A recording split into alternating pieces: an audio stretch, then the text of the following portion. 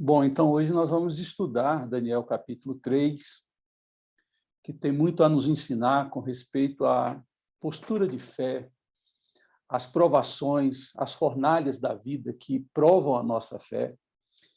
E o texto fala de uma resposta dada por Sadraque, Mesaque e Abednego ao rei Nabucodonosor.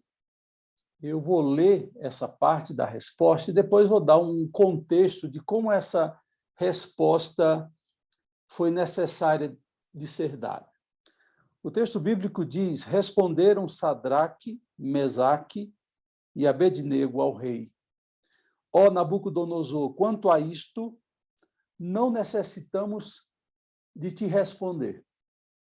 Se o nosso Deus, a quem servimos, quer livrar-nos, ele nos livrará da fornalha de fogo ardente e das tuas mãos, ó rei.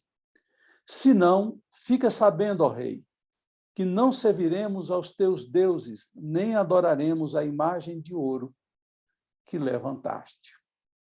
Depois a gente vai ler outras porções da Bíblia, mas me permita colocar um pouco de luz e um pouco do contexto dessa história para que você tenha compreensão do porquê dessa resposta ao rei Nabucodonosor.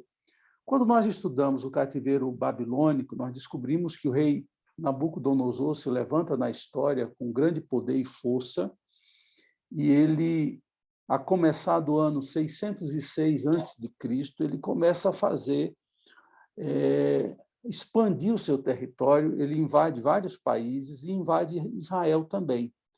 E quando ele invade Israel pela primeira vez, ele leva um grupo seleto, ele leva a nobreza, os homens e mulheres inteligentes, a realeza. Aí ele faz uma segunda incursão, leva um outro grupo, e a terceira incursão de Nabucodonosor sobre Israel, ela é radical, ela é impiedosa. Ele destrói o templo de Jerusalém, o templo de Salomão, ele destrói Jerusalém e muitas cidades, e boa parte desses judeus são levados para a Babilônia, outros fogem para o Egito. É um momento de caos. Daniel, portanto, ele vai na primeira leva, em 1606.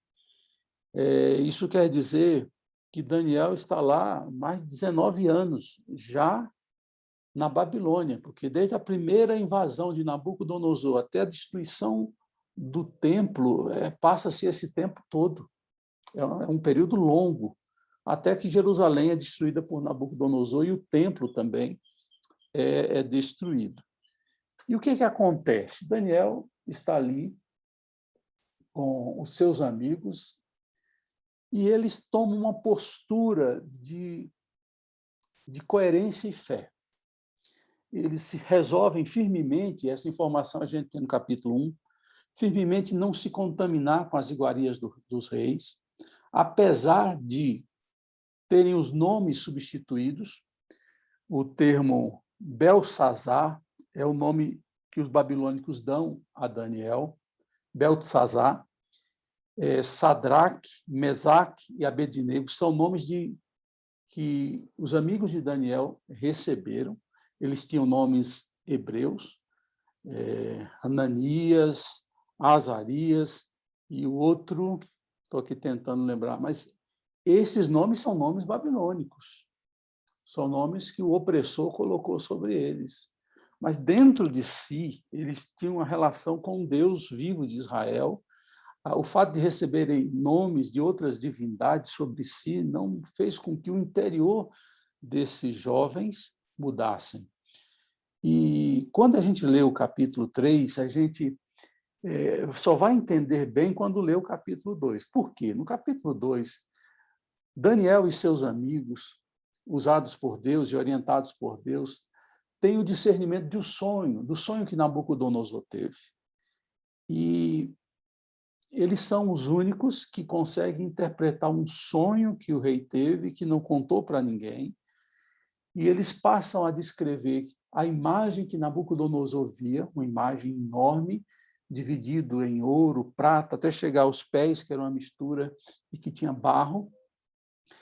E Deus deu a revelação a Daniel para dizer para Nabucodonosor que aquela imagem representava todo o transcurso histórico da geopolítica, dos reis que iriam se suceder, os impérios que iam se levantar e iam cair. E ele era a parte de ouro, era a parte mais nobre, que seria o Império Babilônico.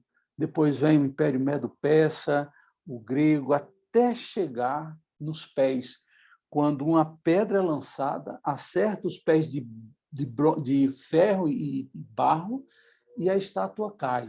A gente sabe, hoje, pelo que o Novo Testamento nos diz, que aquela pedra lançada sobre os pés dessa estátua é o reino de Deus chegando, e esse reino de Deus é maior do que todos os reis que passaram na face da terra, todos os reinos que existiram e que vão existir, e Deus, como esse rei supremo, é maior do que todos.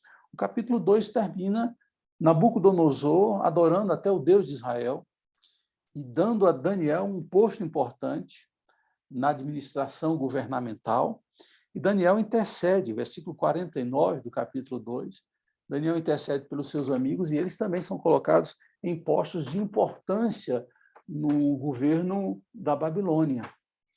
Aí acontece algo que é assombroso até, e até existe entre os estudiosos uma dificuldade de entender por que Nabucodonosor resolveu construir uma estátua de 27 metros de altura e tinha quase 3 metros de largura.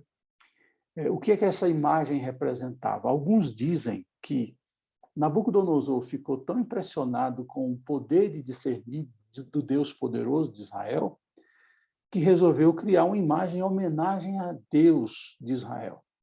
A gente sabe que Deus proíbe, mesmo que seja imagem dele, ele veda lá em Êxodo, capítulo 20, qualquer representação da imagem do Deus verdadeiro. Não é necessário, porque Deus é Espírito. Jesus fala isso em João 4. Deus é Espírito e importa que os seus adoradores o adorem em espírito e em verdade, e não com necessidade de representações físicas. Então, há essa primeira hipótese. Nabucodonosor quer honrar o Deus de Israel fazendo uma imagem dele. Outra possibilidade, que não é improvável, é que Nabucodonosor ele tinha uma imagem de si mesmo muito distorcida para o mal. Ele começou a se achar tão importante, tão imponente, tão necessário, que ele desenvolveu o que, primeiramente, Freud destacou de uma forma muito clara, a imagem do narcisismo, que na mitologia grega, Narciso é aquele que ficou maravilhado com a sua beleza e com o seu reflexo na água, e ele ficou contemplando a sua beleza. São pessoas que, também nos dias de hoje, se acham tão fundamentais, tão gloriosas, tão necessárias, que elas oprimem e se acham superiores aos demais. É o narcisismo. E aquela imagem representava ao próprio Nabucodonosor, era uma imagem dele. Não há como se dizer com toda certeza que era isso que representava aquela imagem, mas é uma segunda forma de ver essa possibilidade daquela imagem ser o próprio Nabucodonosor. Uma terceira possibilidade do que representaria aquela imagem que ele construiu é que pode ser um Deus que ele acreditava e que ele estava honrando, ou seja, era um Deus babilônico que deveria ser adorado por ele e por todos, especialmente por aqueles que faziam parte da máquina governamental. E acontece que os amigos de Daniel provavelmente não está na cidade em que os amigos dele estão, por isso que são denunciados apenas Sadraque, Mesaque e Abidnego, e o rei, então, os convoca e com teor inquisicional os questiona por que eles não se curvaram diante da imagem, não adoraram a imagem. Versículo de número 5 do capítulo 3 diz que a exigência é que eles prostrassem, ou seja, uma atitude física, corporal, e que adorassem a imagem de ouro, ou seja, uma atitude verbal. A atitude corporal é de se curvar, e a verbal é dizer que essa imagem era o Deus soberano e poderoso. E eles se recusaram determinantemente de fazerem isso. E Nabucodonosor, ele lança uma frase muito séria, ele diz assim: quem vocês pensam que são e quem pensa que é o Deus de vocês? Será que ele pode livrar vocês das minhas mãos? E aí que essa resposta é dada, né? Sadraque, Mesaque e Abednego dão essa resposta ao rei, que depois nós vamos gastar um tempo precioso nela, porque ela vai nos ensinar muito hoje. E depois nós vamos olhar o momento da fornalha em que eles são lançados à fornalha de fogo acesa, e de como eles se portam e como Deus se coloca ao lado deles no momento da tribulação e da luta. Então, a primeira coisa que eu quero destacar com relação à nossa fé e à prova da nossa fé é que pessoas, situações, se levantam contra nós para nos prejudicar. E, ao tentarem fazer isso, eles estão, ao mesmo tempo, provando a nossa fé. A nossa fé é aquilo que nós, primeiramente, verbalizamos. Ou seja, quando eu digo, Deus, eu creio em Ti, eu sei que o Senhor é poderoso, eu sei que o Senhor se importa por mim, cuida de mim.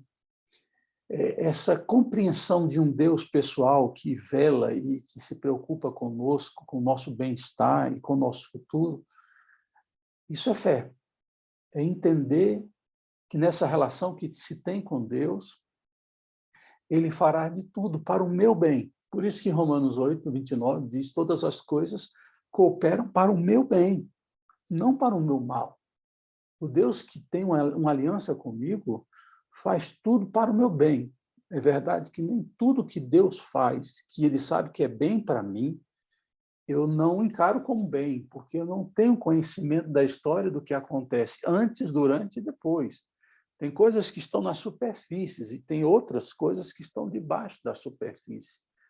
Tem um aperfeiçoamento que acontece no nosso caráter, no nosso ser, que só Deus sabe como tratar, o que tirar, o que fazer nos passar para que a gente seja talhado, moldado, aperfeiçoado.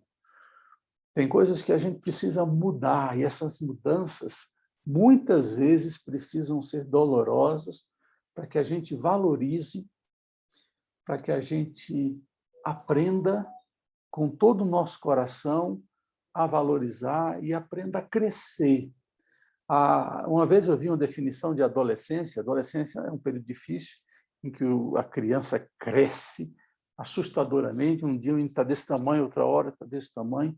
Adolescência significa crescer com dor. Os ossos crescem, as juntas doem, porque enquanto se cresce, dói. Essa é a mensagem. Enquanto a gente está crescendo, dói. E se a gente pensar em crescimento acompanhado de dor, a gente não vai pensar em dor associado à punição apenas, a castigo apenas. Como nós somos tendentes a achar que, por passarmos por momentos de lutas e dificuldades, Deus está nos punindo. Essa é uma ideia que povoa a mente de muitos cristãos, porque para essas pessoas, Deus ele só permite que coisas difíceis e ruins aconteçam na vida de alguém porque ele está irado com a gente. Nunca se percebe que o sofrimento pode ser pedagógico e objetivando o crescimento espiritual, intelectual, emocional e também físico. E pessoas se levantam e são usadas com esse papel aqui, pessoas que tinham inveja desses amigos de Daniel. No versículo número 8, no final, diz assim, que eles foram denunciados. Então, tem gente que fala, tem gente que nos avalia, tem gente que nos mede, tem gente que faz conceitos a respeito de nós, que constroem afirmações a nosso respeito que não condizem com uma realidade, e elas, para crescerem um pouco, elas precisam nos abaixar para poder tentar passar da gente. É o tal da famosa puxada de tapete. Essas pessoas não conseguem crescer com seus esforços, elas precisam tirar alguém da frente para galgar algumas posições. E a inveja, a maldade, o efeito em prejudicar é visível. Então, a nossa fé é provada assim. Pessoas que se levantam querendo o nosso mal. E aí entra a postura da fé. O que é que a gente faz quando a gente é perseguido, quando a faca está sobre o nosso pescoço? A gente recua, a gente muda para o outro lado, a gente se alia aos homens e rompe a nossa aliança com Deus. O que é que a gente faz? A fé, ela tem essa característica da durabilidade, da intransigência.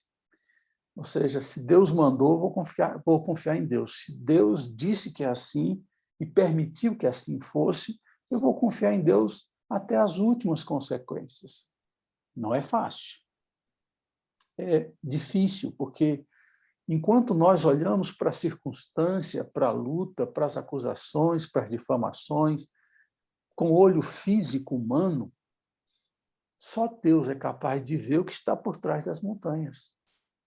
Só Deus é que sabe o final da história, nós não sabemos.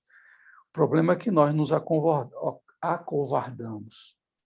O texto bíblico diz, versículo 2, mais 12, né? Mais alguns judeus que nomeastes para administrar a província da Babilônia, Sadraque, Mesaque e Abednego, que não te dão ouvidos, ó rei, não prestam culto aos deuses, nem adoram a imagem de ouro que mandaste erguer.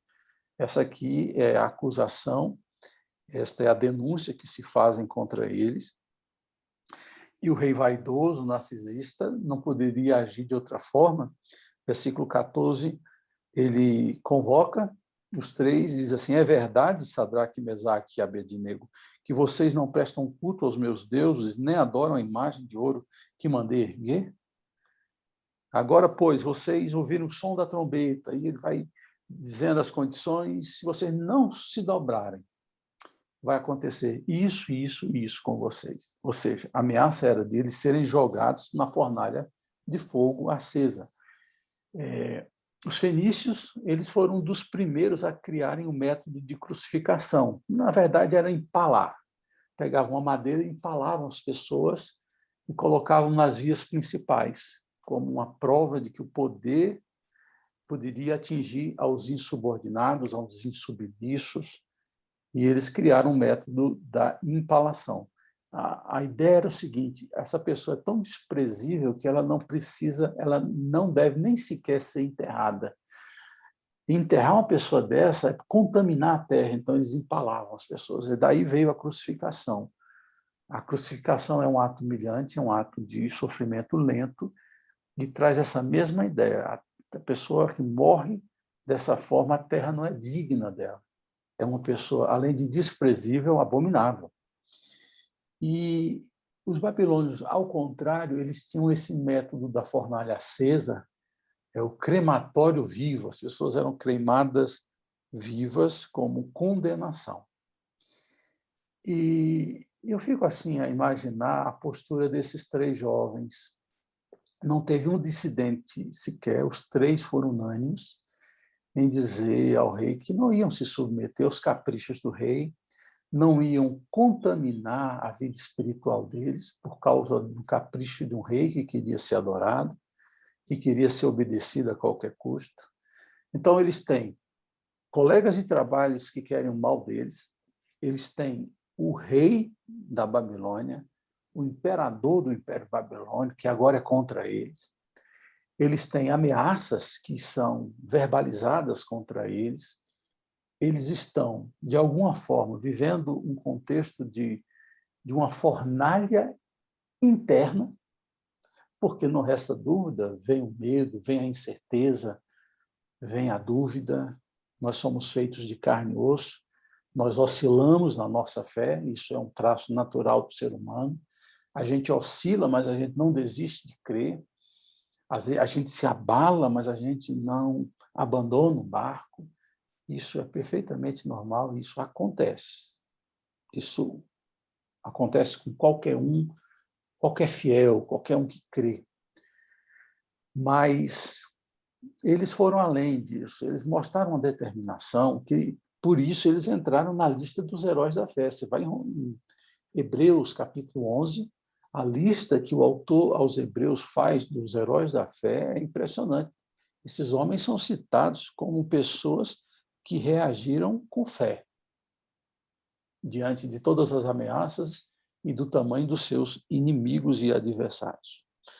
Bom, diante disso que eles dão essa resposta. E eu quero olhar para a resposta que eles dão ao rei com você. Versículo de número 16, eles olham Nabucodonosor. Quanto a isso, não necessitamos te responder. Ou seja, nós respondemos ao Deus dos céus. Nós não vamos ficar batendo boca com você. Não é uma questão de resposta, direito de resposta. Você está dizendo aí que Deus não pode nos livrar da sua mão, que não tem ninguém mais poderoso que você. Não vou gastar minha saliva dizendo, eu vou só esperar em Deus. Que coragem, né? Que determinação, que intrepidez da parte desses três homens, com H maiúsculo, homens de fé. E o mais impressionante vem aqui no versículo 17. E eu quero chamar sua atenção para o si. O si que inicia a frase. O si, normalmente, ele traz a ideia da condicionalidade. É algo que pode ser sinal de incerteza ou de opção. Nesse caso aqui, ele vai usar o se, se, duas vezes, no começo do capítulo 17, versículo 17 e no começo do versículo 18. Agora, preste atenção, vou fazer a leitura. Se o nosso Deus, a quem servimos, quer livrar-nos, ele nos livrará da fornalha de fogo ardente e das tuas mãos, ó rei. Aí a segunda opção, versículo 18. Se não, ou seja, se Deus não quiser nos livrar das suas mãos e nem da fornalha ardente, se não, fica sabendo, ó rei, que não serviremos aos teus deuses, nem adoraremos a imagem de ouro que levantaste. Aqui mostra, primeiro, que eles estão abertos, livres, para receber de Deus o que ele quiser. Eles não olham para Deus na perspectiva de que só o livramento fosse uma resposta positiva de Deus. Eles olham para Deus como o Deus soberano, que tem controle sobre a vida deles e tem controle sobre a vida de Nabucodonosor. Porém, eles não estão em condições, e ninguém está, de dizer a Deus o que deve fazer. Nós podemos até fazer isso. Você vai encontrar nos Salmos, em vários relatos e episódios na Bíblia, as pessoas dizendo a Deus, Deus, faz isso, Senhor, humilhe o meu inimigo que quer fazer mal. Deus, tu és Deus especialista em fazer isso, entra com tua mão de poder. A gente pode até pedir e insistir que Deus faça alguma coisa. Mas Deus é livre, Deus é soberano, e Deus sabe a melhor forma de nos tratar e a melhor forma de fazer na história o que lá no final vai repercutir a meu favor e ao meu bem. Às vezes, certas perdas que hoje a gente enfrenta, perdas de amigo, perda de posição social, perda até familiar, perda de dinheiro, perda de dignidade, alvo de injustiça, tudo isso que Deus pode permitir que aconteça em nossas vidas, não quer dizer que é o fim. A gente precisa ter essa ótica, essa visão de entender que o momento imediato não representa o fim. Aquilo que hoje acontece de ruim pode ser o caminho de algo muito bom sobre nossas vidas. E aqui eu quero falar sobre a natureza da fé. Às vezes a gente pensa que fé é só a certeza de coisas boas que vão nos acontecer.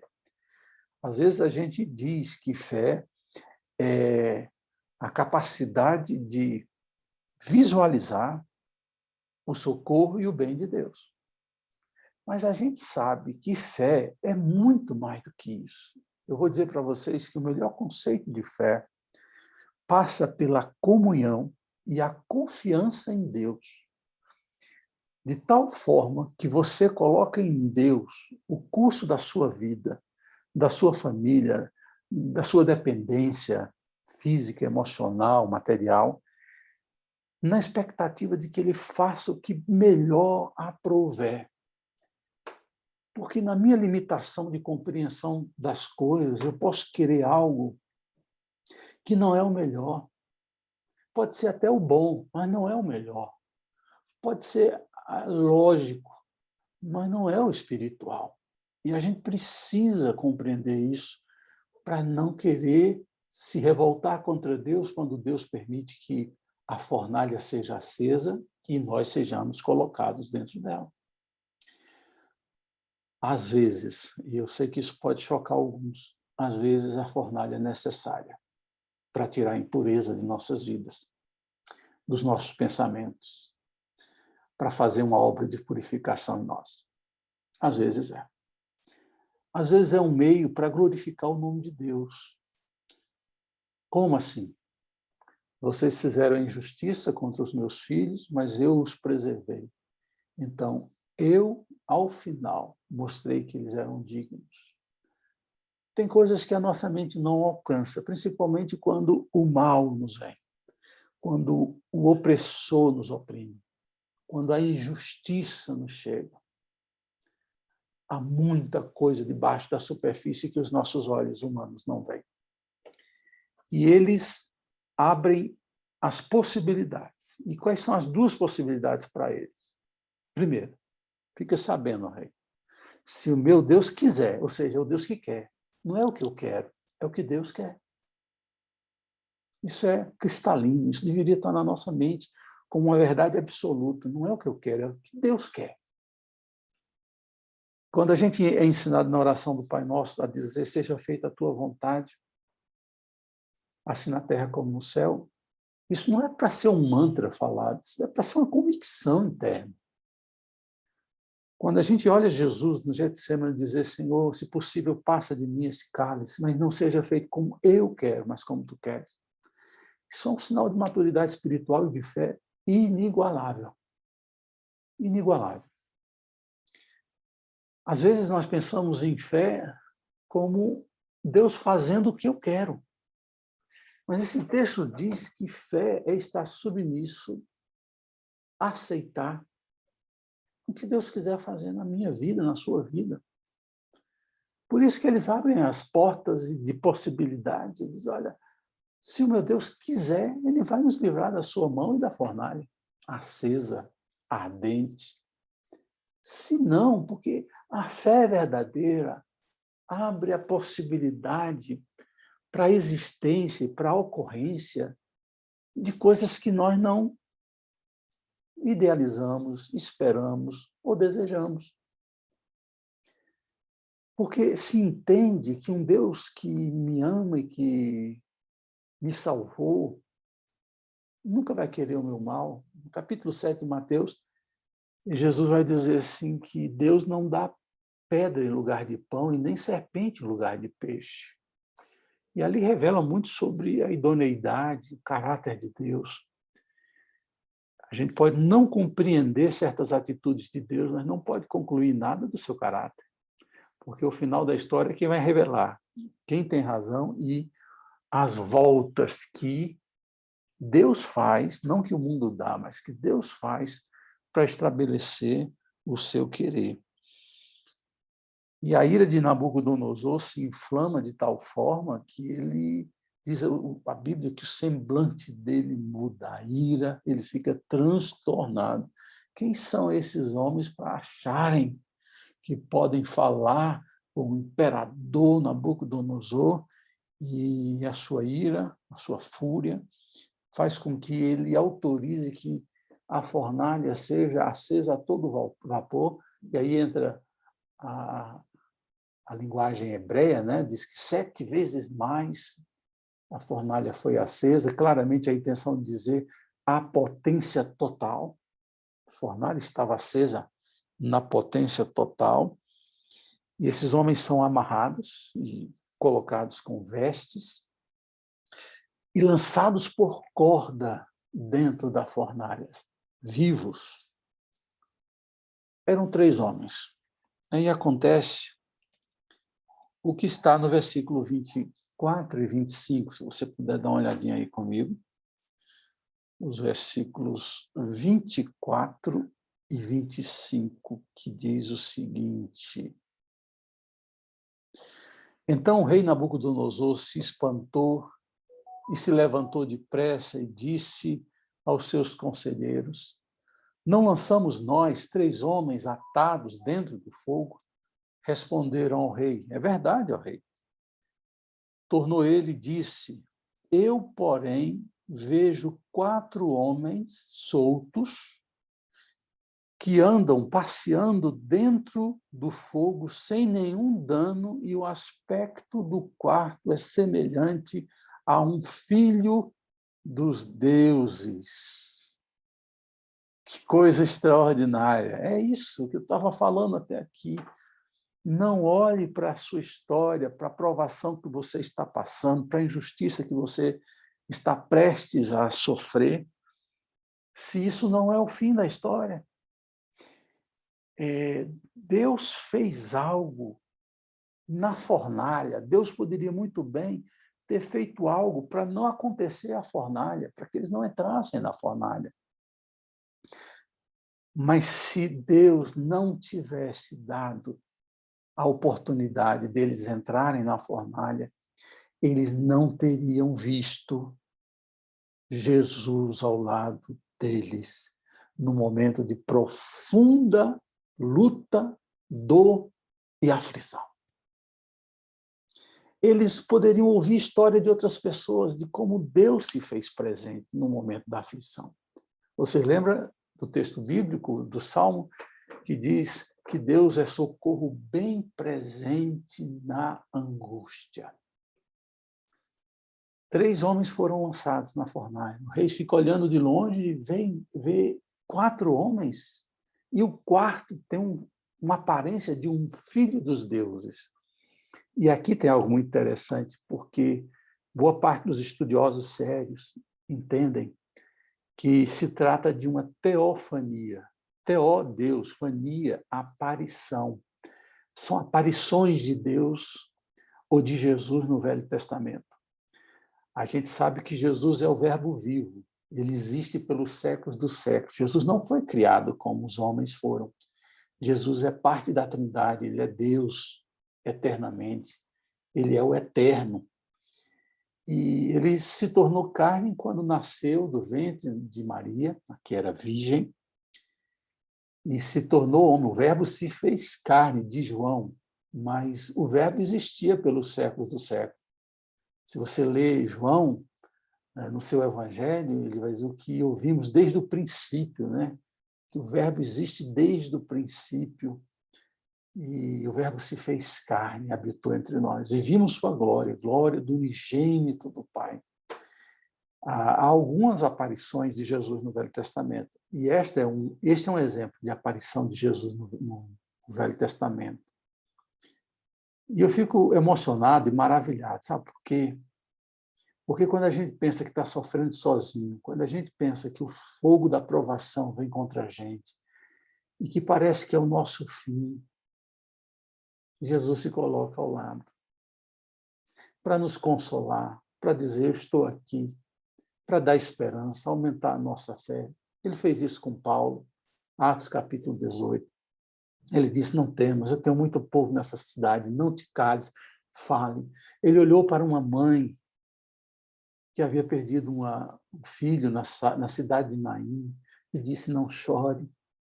Quando ele manda o Espírito Santo, a Bíblia diz que ele diz, eu mandarei um outro Consolador, dizendo que o Consolador, o Espírito Santo era Consolador, e ele também. Ele é Consolador. Jesus traz palavras de vida no momento de aflição, Jesus nos socorre no momento da dor. E quem está com aqueles 3 homens na fornalha é Jesus. Deus muitas vezes não nos isenta da fornalha, mas não se isenta de estar conosco na fornalha. E algumas coisas acontecem quando ele se coloca conosco dentro da fornalha. Ele nos deixa soltos, nós não estamos presos, a nossa alma está solta, nós não estamos atados emocionalmente nem espiritualmente. Há um espírito de vida, há um espírito de esperança, porque ele nos faz ficar soltos demais, nos faz andar, passear dentro do fogo. É uma metáfora esportiva, né? Dizer, hoje o jogo foi um passeio, hoje o jogo foi fácil. Ele nos faz enfrentar o fogo da fornalha de uma forma simples, simplificada. A gente consegue vencer, apesar da dor, apesar das chamas, a gente consegue passear dentro do fogo. O fogo não nos queima, o fogo não nos amedronta e nenhum dano é causado. O mal que intentaram contra mim, diz José aos seus irmãos, Deus transformou em bem. Aquilo que pode ser o nosso mal, pode ser a nossa desgraça, Deus faz com que das cinzas a gente surja, sem ser queimado, sem sofrer dano. E é essa a verdade. Tudo porque Jesus se colocou ao lado deles, dentro da fornalha. E eles são tirados de lá, e ao final, mais uma vez, Nabucodonosor dá o braço a torcer, e a história vai dizer, no versículo 24, né? Mas logo depois o rei Nabucodonosor, alarmado, levantou-se e perguntou aos seus conselheiros, quem é esse 4º homem? Né? Aliás, é o versículo 30. Então o rei promoveu Sadraque, Mesaque e Abednego na província da Babilônia, na Babilônia. Ou seja, ao final, a honra, a vitória, a bênção, vem para aqueles que, a despeito da oscilação da nossa fé, a despeito das nossas dúvidas e medos, resolvem continuar firmes com Deus, acreditando nele. Olha, preste atenção, nós somos desafiados a acreditar nele como Deus. Nós somos convocados a acreditar na palavra que ele diz. Às vezes a gente acredita na palavra que ele diz, mas fica desconfiando dele. Será que ele vai fazer? Eu vou dizer uma coisa, junte as duas coisas. Confie nele, que ele é, de fato, confiável. Ele é fiel. E você vai ter facilidade de acreditar na palavra dele. Esteja aberto para o sim e o não de Deus, quando ele ouvir suas orações. Mas saiba, se Deus disser, a fornalha é necessária, diga, Senhor, não me abandone. Seja o que for, venha o que vier, eu quero estar com o Senhor. E eu sei que o Senhor vai estar comigo, e ao final eu vou sair dessa fornalha vivo e vitorioso. Eu quero terminar essa palavra lendo a primeira carta de Pedro, primeira carta do apóstolo Pedro. Na introdução da sua carta, ele está escrevendo a um povo que está sendo perseguido terrivelmente pelos judeus e pelo Império Romano. E ele sabe que a perseguição que a igreja sofre é uma perseguição que tem o objetivo de exterminar, de acabar. Mas a verdade é que quando a obra de Deus, ninguém acaba com a obra de Deus, ninguém acaba com os propósitos e desígnios de Deus. E ele vai dizer que a postura deles vai determinar se eles agem por fé ou por medo. E ele vai dizer que eles, os judeus e nós, eles os crentes, melhor dizendo, e nós, somos chamados para uma esperança viva. Estou lendo aqui capítulo 1, final do versículo 3, e no versículo 4 diz assim: nós somos chamados para uma herança que jamais poderá perecer, macular-se ou perder o seu valor.